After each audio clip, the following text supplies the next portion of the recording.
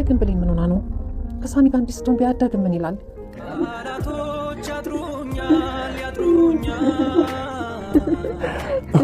መቼም እንደማላደርገው ያውቅ ለምን የማይሆን ነገር ታስባለህ? የማይሆን ወይ ምንድነው የማይሆነው? የሆነ አየሁት አይደለም እንዴ? አንተ ካላመንከኝ ልቤን አትምጣት። ካንተ ውጭ መቼም ቢሆን ሌላ አታይም።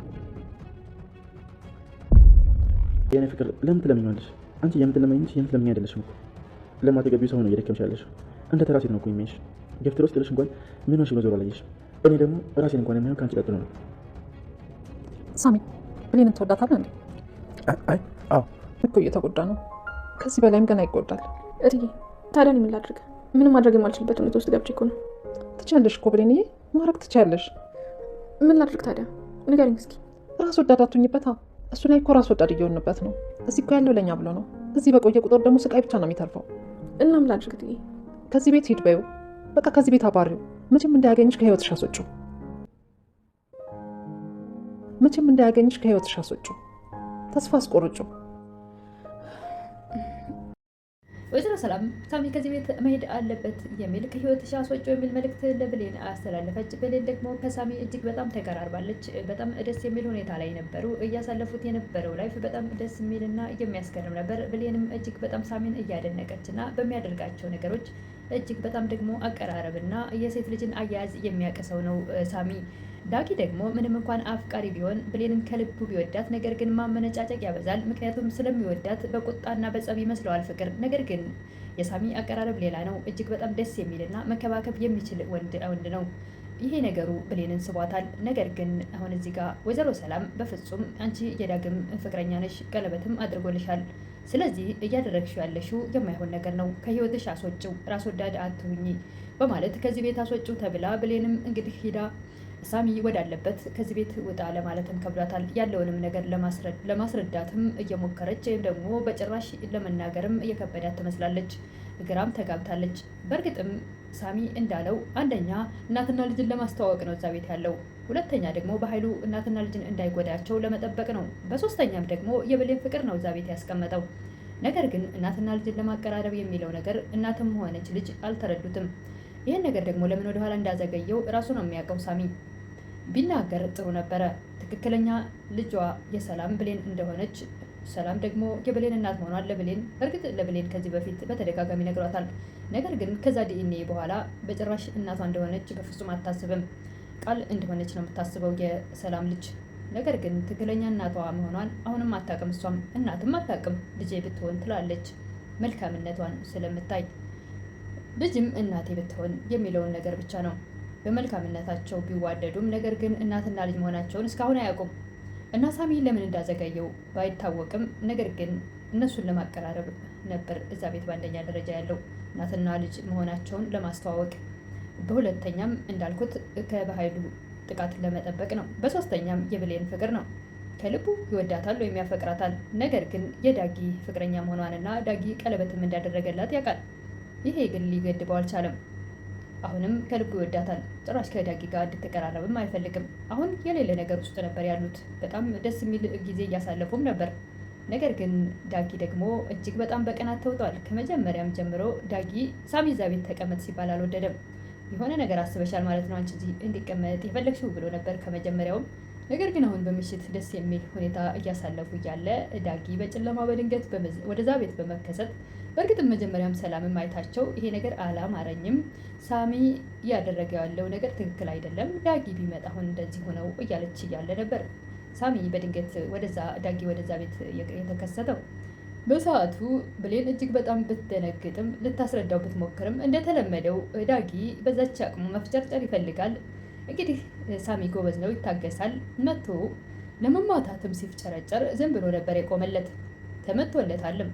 ነገር ግን ወይዘሮ ሰላምም አሁን አንተ አፍ የለህም፣ ጥፋተኛው ራስህ ነህ፣ የሰው ፍቅረኛ ጋር እንደዚህ አይነት ነገር ውስጥ መግባትህ ልክ አይደለም፣ ሆን ብለህ ነው ያደረግከው በማለት እንግዲህ ወይዘሮ ሰላምም ሳሚን ተቆጥታለች።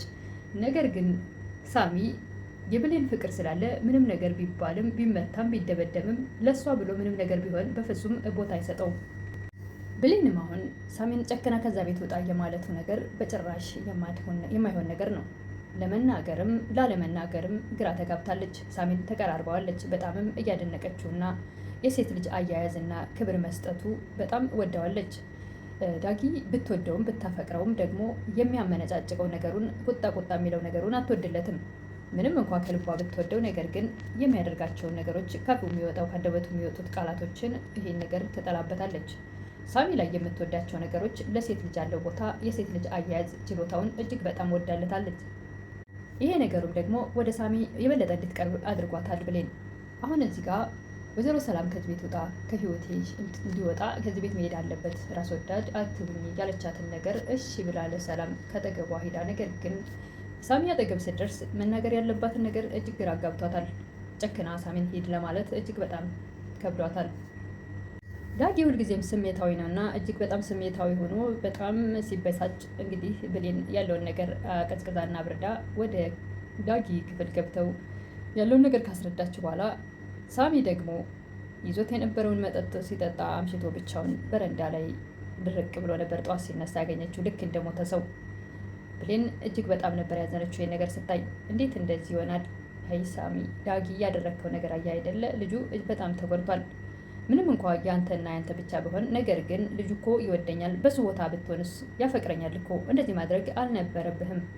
እንዴት እንደዛ ትያለሽ? ትወጂዋለሽ ማለት ነው። አንተ የምታስበው በተቃራኒ ነው።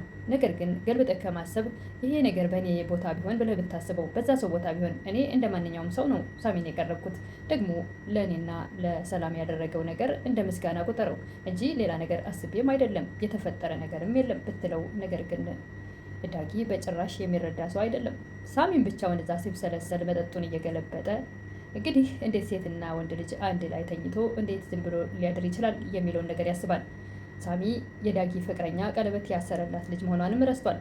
እንግዲህ አብረው ትንሽ መቀራረብና መለማመድ ሲመጣ ጊዜ ጭራሽ ከዳጊ ጋር እንዳያትም ፈቃደኛ አልነበረም።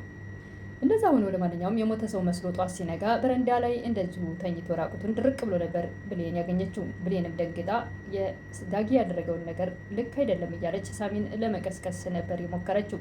አሁንም ዳጊ እንግዲህ ብሌን ለመቀስቀስ ስትሞክር በጣም ነበር የተበሳጨው። አሁንስ እሱ ጋር ምን ትሰራለች? ይቺ ልጅማ የሆነ ነገር አላት በማለት ዳጊ አሁንም መጠራጠርና መቅናቱን ይቀጥላል። ነገር ግን ብሌን ያላት ነገር ምንድን ነው? ሰው እንደ ማንኛውም ሰው የሰው ልጅ ሲጎዳ ወይም ደግሞ ተጎድቶ እንድታይ አትፈልግም። ባላት ቅን ልብነት ማንኛውንም ሰው ማገዝ ወይም ደግሞ ከማገዝ ውጭ ያሰበችው ነገር አልነበረም። ነገር ግን ዳጊ አሁንም የቅናት ነገሩ አሁንም ያላሰበችውን ነገር እንድታስብ ያደርጋታል እንጂ በጭራሽ ብሌንን የራሱና የግሉ ሊያደርጋት በዚህ ነገር አይችልም። ምክንያቱም ቁጣና የሆነ አልተገቡ ቃላቶች ሲበዛ ያላሰበውን ነገር ያሳስባል ሰው። ስለዚህ አሁንም ዳጊ በዚህ ነገሩ ከቀጠለ ብሌን የፈለገ ቢሆን እንደውም አሳያለሁ በማለት ከዚህ በፊት ራስህ ማንም ሰው ሳያዘኝ ቀለበትህን አውልቄ እጥላለሁ እንድጥልም ታስገድደኛለህ ብለው ነበርና ያ ነገር ሊፈጠር ይችላል። ነገር ግን ዳጊ አሁንም ይሄ ነገር እየተረዳ አይደለም። ሁልጊዜም ቁጣና ግልፍተኝነት ብቻ ነው የሚያበዛው። በእርግጥም ወይዘሮ ሰላምም ራሷ በጭራሽ ይሄ ልክ አይደለም፣ አንቺ የሳሚ ሳይሆን የዳጊ ብቻ ነሽ የሚለውን ነገር ላይ ናት ያለችው። ነገር ግን ሳሚ ከዛ ቤት ከወጣ በኃይሉ ሁለቱንም እንደሚጎዳቸው የታወቀ ነው። ሳሚ ከዛ ቤት ባይወጣ ለሰላምና ለብሌን ጥሩ ነው። ዳጊ እንዲሁ ግልፍተኝነት እንጂ አቅም የለም። ሳሚ ግን ጀግናና ወንዳ ወንድ ልጅ ነው። እዛ ቤት ካለ ማንም ሊደፍራቸው አይችልም። ነገር ግን አሁን እንግዲህ ሰላም ያለቻትን ቃል ተቀብላ ብሌን ከዛ ቤት ሳሚን ካስወጣቸው በጭራሽ ነገሮቹ እንዳልጠበቁት ነው የሚሆኑት። ሲጀመርም በመጀመሪያ እናትና ልጅን ሳያስተዋውቃቸው መውጣቱ ከዛ ቤት ልክ አይደለም። በትክክል የተፈጠረውን ነገር ከመጀመሪያ እስከ መጨረሻው ሳሚ ያውቃል። ስለዚህ ያለውን ታሪኩን በሙሉ ዘርዝሮ እናትና ልጅን ተናግሮ እንደ አዲስ ዲኤንኤ እንዲደረግ አድርጎ እናትና ልጅን በትክክል ካላስተዋወቃቸው አሁንም እናትና ልጅ ሳይሆን እንግዲህ አሰሪና ሰራተኛ እንደሆኑ ይቀጥላል። ነገር ግን የሳሚ እዛ ቤት መኖር ዋነኛው ደረጃ እሱ ስለሆነ በተደጋጋሚ አልኩት መሰለኝ። ለማንኛውም ሳሚ ከዛ ቤት መውጣት የለበትም ነው እንደኔ የምለው ማለት ነው። አንደኛ ከባህሉ ተንኮል ወይም ደግሞ ባህሉ ከሚያሰራው ስራ ይጠብቃቸዋል።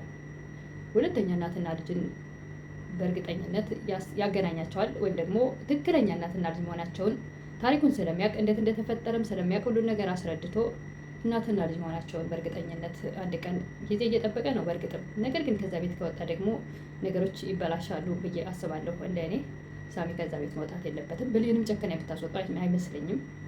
ሰላም ያለቻትን ብሌን እሺ ብላ ዳጊ ሳሚ ወዳለበት ይቅርታ ሄዳለች። ለመናገር ግን ከብዷታል። ትነግረዋለች። ጨክና ሂድ ከዚህ ከህይወት ይወጣ ትለዋለች። ከህይወትሽ አስወጪው ከዚህ ቤት አባሪው ብላታለች። ራስ ወዳድ አትሆኚ ብላታለች። ምክንያቱም እየተጎዳ ነው፣ እዚህ ያለው ለእኛ ቢሎ ነው። ነገር ግን አንቺ የዳጊና የዳጊ ብቻ ነሽ የሚለው ላይ ጸንታለች ወይዘሮ ሰላም። አሁን ብሌን ጨክና ከዛ ቤት ሂድልኝ፣ ውጣልኝ ከህይወቴ ብላ ታስወጣዋለች። ይሄን ነገር እንግዲህ በቀጣይ የምናይ ይሆናል። ለዛሬ ግን እዚህ ላይ ነው እንግዲህ ብሌን ሂድ ለማለት ሳሚ አጠገብ ሂዳ ለመናገር ከብዷት እያለ ነው ቪዲዮ ያለቀው። የእውነት ጨክና ሂድ ትለው ይሆን የምትለው አይመስለኝም ሳስበው። እጅግ በጣም ተቀራርበዋለች፣ ተለማምደዋለች፣ ጸባዩን ገዝቷታል። እና እንግዲህ እሱን በቀጣይ የምናይ ይሆናል። እንደ እኔ ሳሚ ከዛ ቤት መሄድ የለበትም ነው የምለው በተደጋጋሚ